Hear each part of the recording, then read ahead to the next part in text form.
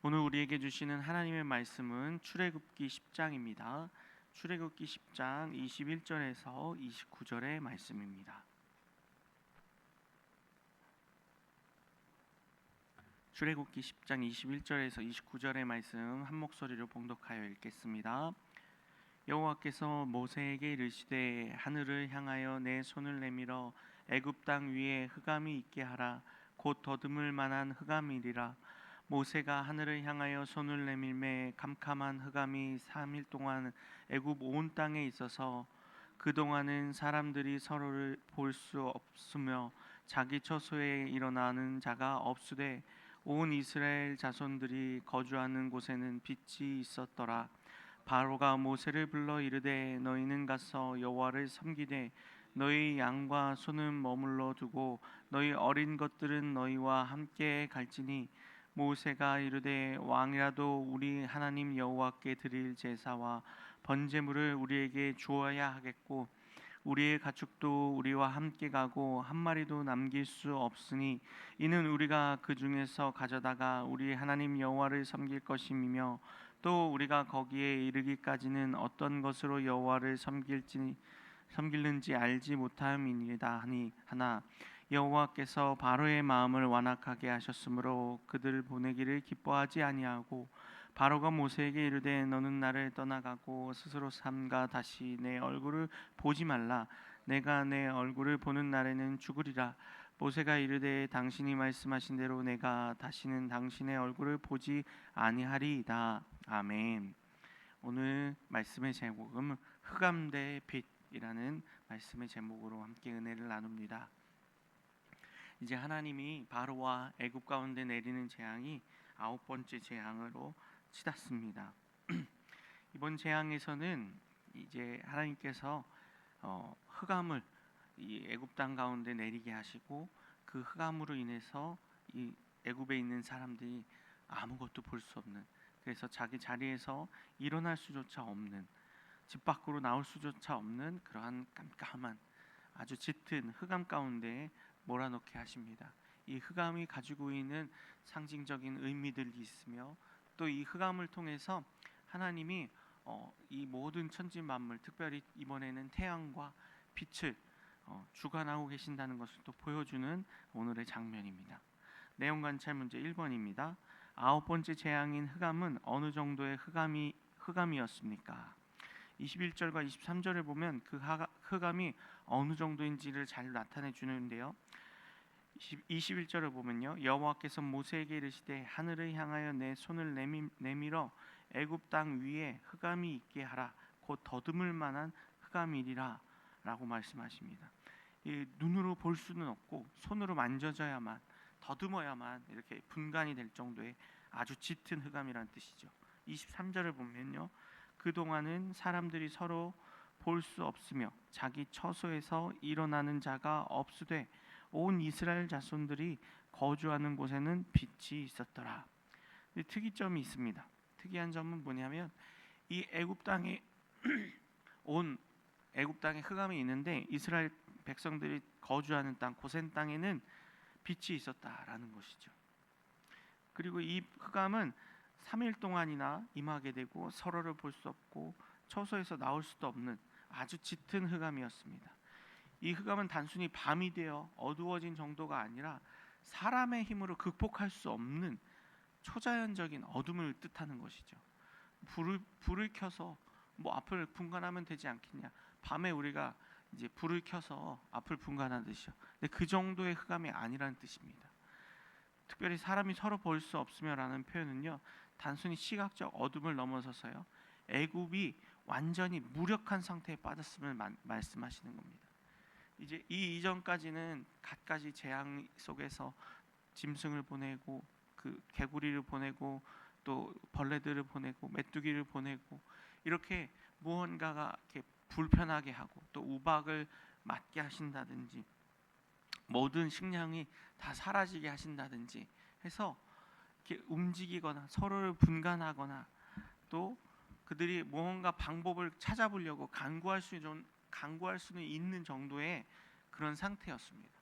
그러니까 뭐 식량이 없으면 또 식량을 찾으러 어딘가 돌아다닌다든지 물이 없으면 땅을 판다든지 이렇게 무언가 할 수 있는 상태, 즉 눈이 보일 수 있는 상태에서는 무언가를 해보려는 노력이라도, 최소한의 노력이라도 할 수 있는 상태인데, 지금 이 흑암의 상태는 아무것도 할 수 없는 완전한 무력한 상태로 만들어 버리신 것입니다. 그리고 또 이 흑암이 가득했다는 것에는 또 상징적인 의미들이 있습니다. 2번 내용관찰 문제 2번을 함께 보면 살펴보겠습니다. 애굽에 흑암이 임했을 때 온 이스라엘 자손들이 있는 곳은 어떠했습니까?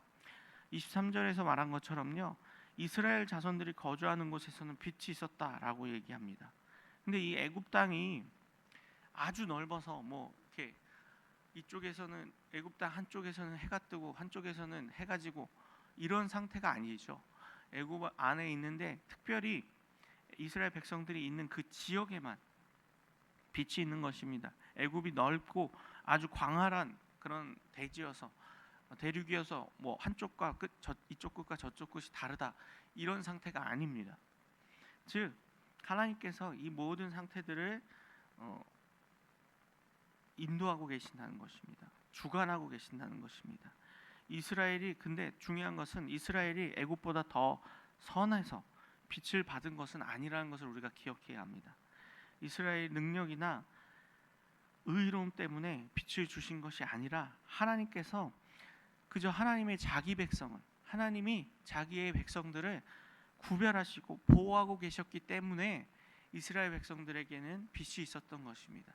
그리고 그러한 하나님을 애굽과 바로에게 나타내시기 위해서 하나님께서 이러한 특별한 예외의 경우들을 만들어 놓으신 것입니다.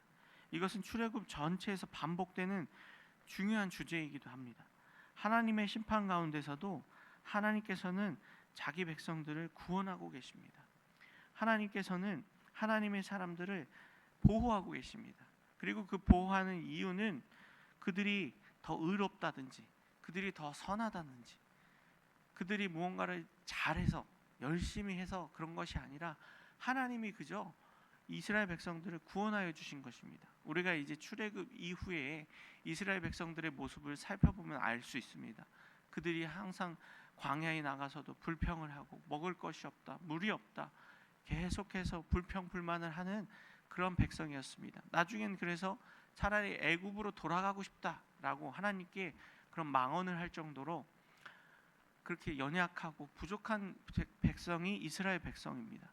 그들의 모습 속에서 어떠한 선함을 찾을 수는 없습니다.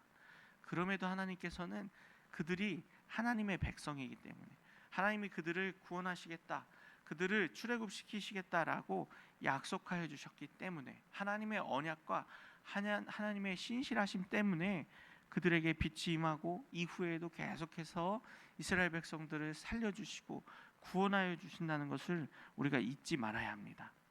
영광 묵상 문제 3번입니다. 애굽 온 땅에 흑암이 임하는 동안 이스라엘이 거주하는 곳에는 빛이 있었던 이유는 무엇입니까? 가장 직접적인 이유는 하나님께서 이스라엘을 자기 백성으로 구별하시고 보호하셨기 때문입니다. 앞에 설명드린 대로요. 그들이 무언가를 잘해서 이스라엘이 빛을 만들어낸 것이 아닙니다. 이스라엘이 흑암을 물리친 것도 아닙니다.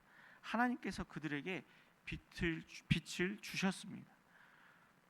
하나님은 하나님의 백성과 또 세상의 차이를 보여주시려는 것입니다.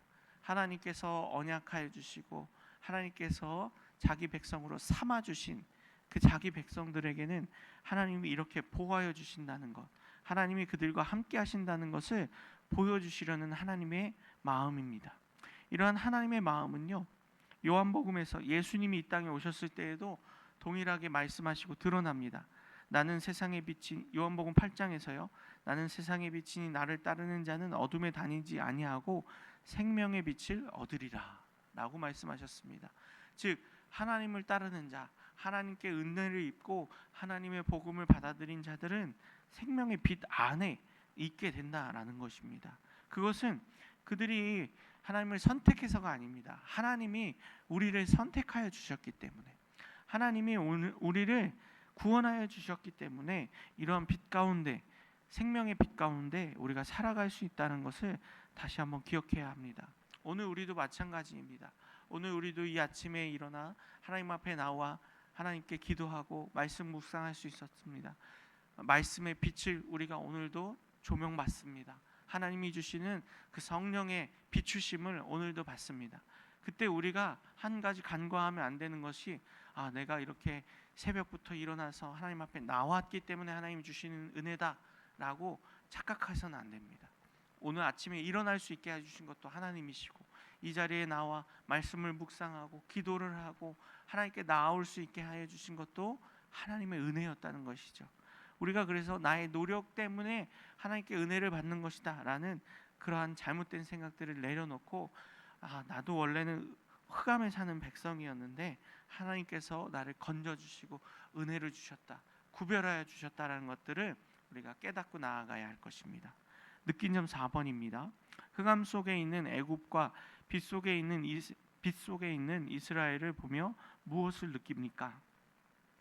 같은 세상에 살아가지만 누구에게 속해 있느냐에 따라서 삶의 방향과 결말이 달라질 수 있다는 것을 느낍니다. 내가 빛 가운데 살아가는 것은 나의 능력이나 의로움 때문이 아니라고 말씀드렸습니다. 오로지 하나님의 은혜 때문이라는 것입니다. 그렇습니다.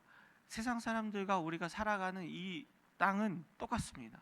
우리도 집에 살고 또 세상에 일터에 나아가고 학교에 나아가고 각자의 삶의 자리로 나아가 살 때도 똑같습니다. 그러나 우리는 하나님의 은혜를 입은 자이고 하나님의 백성입니다. 그래서 이러한 은혜를 받고 생명의 빛 가운데 거하고 있다는 것, 하나님 말씀 가운데 거하고 있다는 것을 우리가 기억해야 합니다. 오히려 이러한 은혜를 입었기 때문에 오히려 우리는, 내가 원래는 흑암 가운데 사는 백성이었는데 흑암 가운데 애굽 사람들처럼 바로처럼 분별할 수 없고 절대적 무능력 가운데 있었는데 하나님께서 나에게 빛을 주셔서 은혜를 주셔서 이렇게 하나님을 섬기는 자로, 하나님의 빛 가운데 거하는 자로 살 수 있게 하셔 주셨다는 것을 다시 한번 깨닫는 우리가 되어야 할 것입니다. 에베소서 5장에서도요, 너희가 전에는 어둠이더니 이제는 주 안에 빛이라라고 말씀하십니다. 우리가 이전에는 어둠이었습니다. 원래부터 빛이 있던 사람들이 아니라는 것을 기억하고 하나님께, 그 빛을 주신 하나님께, 그리고 빛 가운데 거하기 원하시는 하나님의 뜻 안에 살아가는 저 우리 성도님들 되게 소망합니다. 결단과 적용 5번입니다. 내 삶 속에서 영적으로 흑암과 같은 상태에 있는 영역은 어디입니까? 오늘 내가 받은 복음의 밝은 빛을 사람들에게 비추기 위해 실천할 일은 무엇입니까? 내가 하나님의 말씀보다 내 생각이나 내 경험이나 내 의로움이 앞서는 그곳이 바로 흑암과 같은 상태에 있는 것입니다. 내가 삶의 영역 가운데서 어떤 부분은 하나님께 드릴 수 있는데 어떤 부분은 하나님께 드릴 수 없습니다. 우리 어제도 말씀을 나누었죠. 하나님의 주권을 인정해 드리는 영역이 교회나 신앙적인 영역에서는 주권을 인정해 드리지만, 내가 일터에서 일하고 세상에서 살아가는 것, 또 가정 안에서 살아가는 영역 안에서는 하나님의 말씀이, 하나님의 뜻대로 사는 것을 조금 미루고 있다든지 그 말씀대로 순종하지 못하고 있는 영역이 있다면 그 영역이 바로 우리의 흑암과 같은 영역일 것입니다. 영적으로 우리가 그런 흑암에 빠져 있는 영역들을, 그러한 부분들을 잘 점검해보고 하나님 앞에 나아오는 우리가 되어야 할 것입니다. 그래서요, 하나님의 빛 안에 산다는 것은요, 죄가 없는 상태가 아니라 우리의 죄를 인정하고 하나님 앞에 회개하는 것입니다. 빛 가운데 산다는 것은요, 내가 아무런 그런 어둠이 없고 아무런 잘못이 없고 죄가 없는 것이 아니라 그 죄가 있다는 것을 깨닫고 그 죄의 영역까지도, 죄의 모습까지도 하나님께 맡겨드리는 것. 온전히 내 삶을 다 드리지 못하고 있다면 그 드리지 못하고 있는 영역이 있음을 깨닫고 하나님께 기도함으로 하나님의 도우심과 은혜를 구하며 사는 것이 바로 빛 가운데 사는 하나님의 백성의 삶의 자세일 것입니다. 오늘 우리도 그렇게 하나님의 말씀 가운데 조명하여 주시는 은혜 가운데 내 삶의 영역에서 하나님께 온전히 드리지 못하는 것들은 무엇인지, 또 하나님의 말씀 가운데서 순종하며 살아가지 못하는 것들은 무엇인지를 살피고 그 모든 영역들을 하나님 앞에 드리는 그러한 실천이 있는 빛의 사람들로 살아가는 하나님의 백성들 되길 소망합니다. 오늘의 기도 함께 읽겠습니다. 어둠에서 방황하는 인생들이 예수 그리스도를 통해 빛을 보게 하소서. 아멘.